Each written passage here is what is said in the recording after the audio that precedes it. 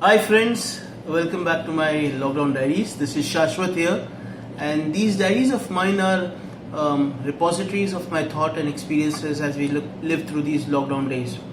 Today is May 28th, and we are now, the month of May is also, passed on us, and we are moving into June now. The whole month has been just like April; it has vanished into the whole lockdown days. I was just wondering, typically on a typical May month, under normal circumstances, we would be, there would be two topics that would more or less consume much of our conversations. One would be, of course, heat, summers, and everything, which is something that I touched yesterday, and the other would be water. These are also, the month of May is also the time we become concerned about water. And I'm talking from a typical Mumbaikar perspective.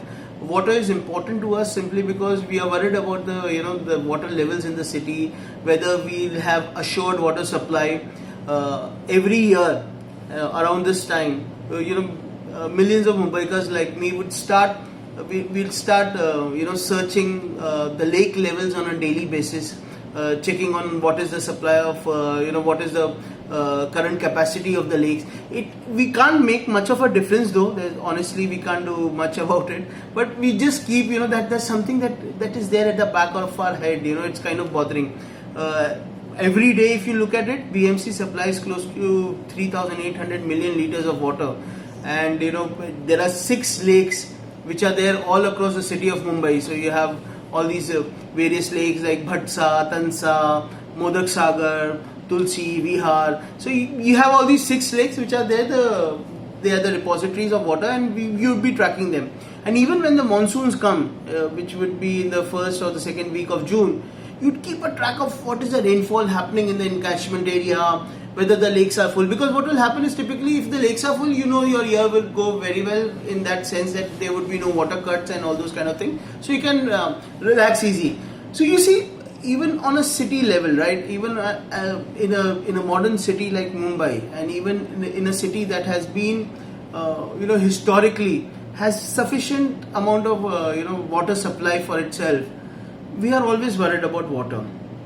Now, there's hardly anything for us to debate how essential water is to our lives. We all are aware of the importance of water in our lives, and we have seen numerous cases when cities run out of water. You had cities in South Africa that had run out of water. You had Chennai, which had troubles with water. So numerous places we are seeing how water is becoming a very important and pertinent issue, and it's quite ironical if you see. If you look at our Earth, you look at it from space or something, it's blue, right?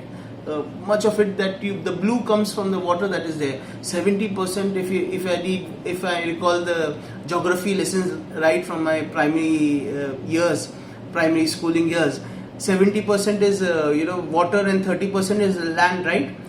But all that amount of water is actually doesn't account for much, because 97% of that water is salty. It's seawater which we can barely use, and out of the 3% that is there, 2% is locked up in those ice sheets and ice mountains and glaciers that you have in Antarctica and Arctic and all these things. So actually, all the water in the world that we use, we fight, we bicker about, is actually just 1% of fresh water that we have.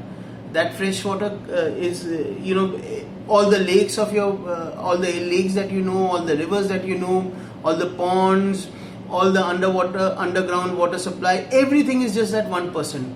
So that's how that would give you an idea of how precious that resource for us is. And you might think, even with that limitation, that water gets replenished every year because of the annual cycle that we have, monsoon and all. Why should we really bother about water, right?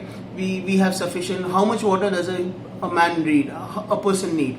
Typically, we are told by all the experts that you should drink 2 to 4 liters of water. That should suffice for all our functions, right?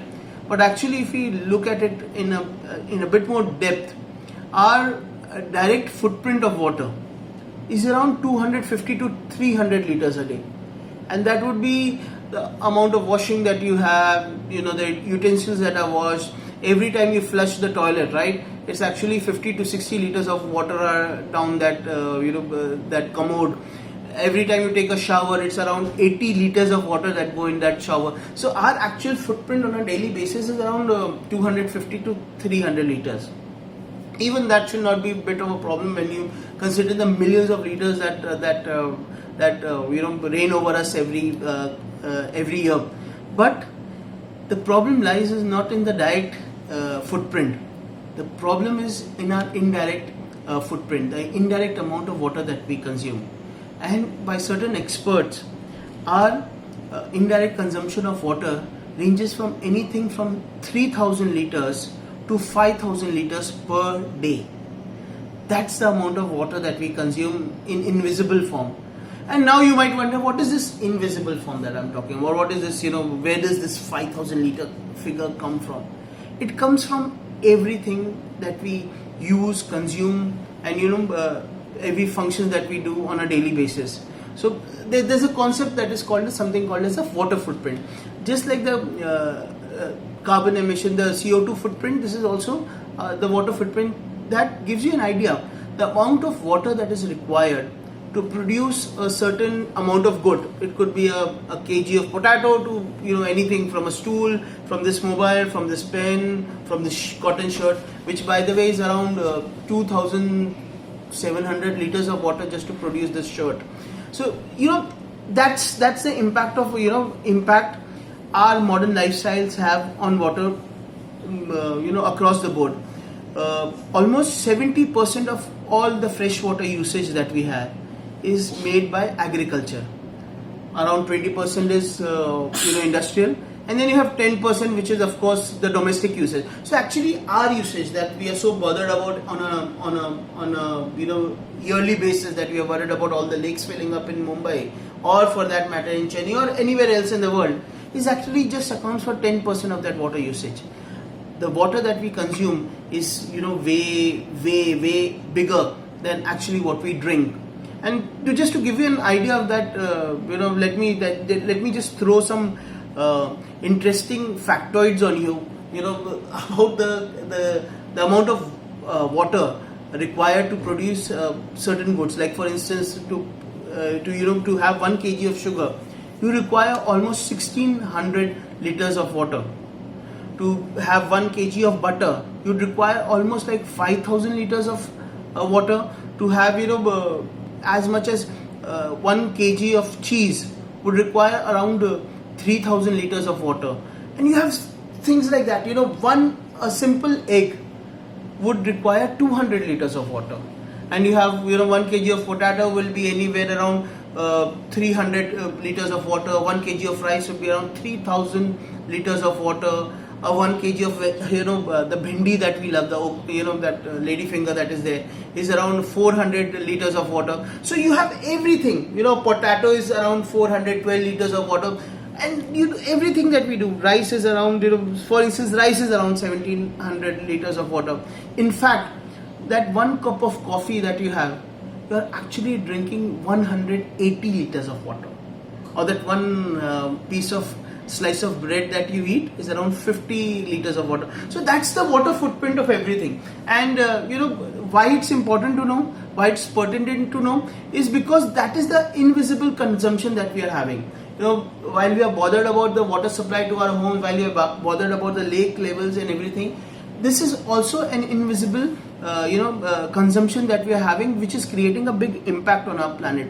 The shift has been the big shift has been in the way we use agriculture in our thing, the way we are importing goods, we are eating exotic stuff. All this thing adds to that footprint, and that adds to that chaos. On a global scale, if you look at it, if you think there's sufficient water or something, close to 3 billion people don't have direct access to water. Much of those people are in the poorer countries of Africa and all. In fact, in India also you have a large portion of people who don't have a direct access of water.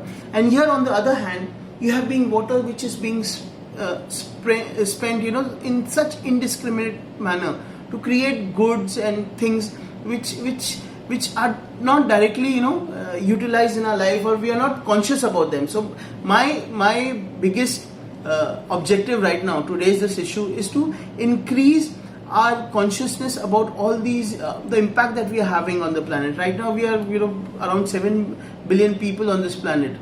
We will be around 9 to 10 billion by 2050.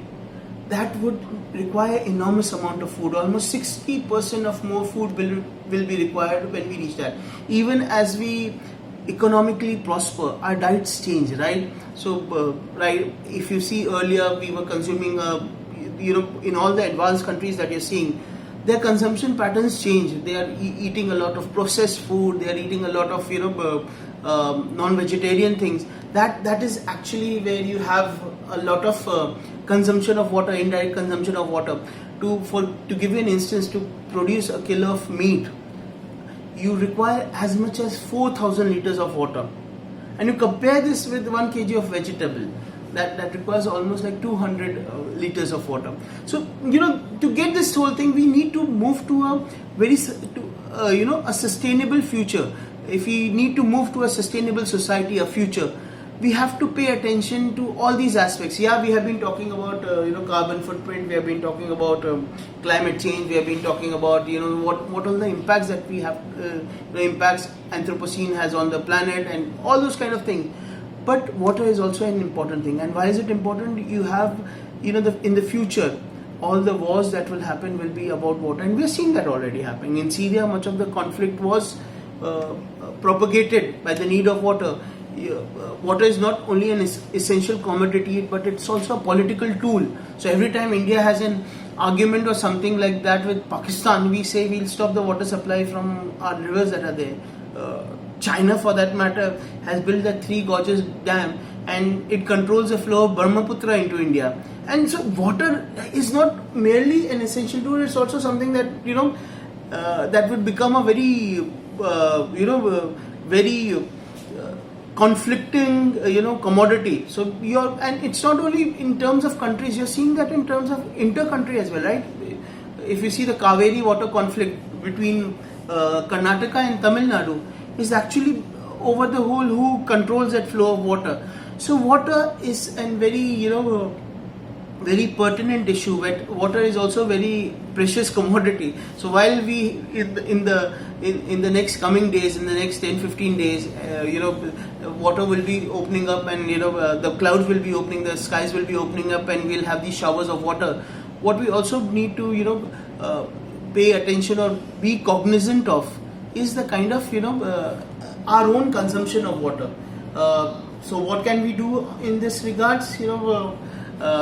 There's this for all the things that we do, of all the things that we can control the diet consumption, that more or less is there. There are a lot of efforts being made even on that front. So you have showers and faucets which reduce the the flow of water. You have toilets today which use lesser and lesser of water. Many corporates are working on all that. So reducing that direct consumption is one step.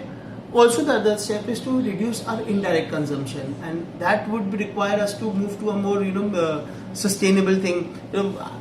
Something like eating less of meat and all these dairy products can be a good way to reduce that water footprint as well. It's not only good for planet in terms of carbon emissions, but also in terms of water footprint. So there are a whole host of things that we can do. There are a whole host of actions that we can undertake to have a better sustainable lifestyle, which should also be something that would be beneficial to the planet on a whole.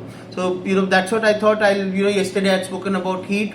Today is water. I won't continue with this whole. Typically you'll have those 5 elements that are there: heat, wind, water. Probably that might be a sequence there. We never know. That's something. We'll leave it for tomorrow. To keep you guessing, I'll catch you tomorrow again. Till then, stay safe, stay inside, and don't forget to wash your hands with water, of course.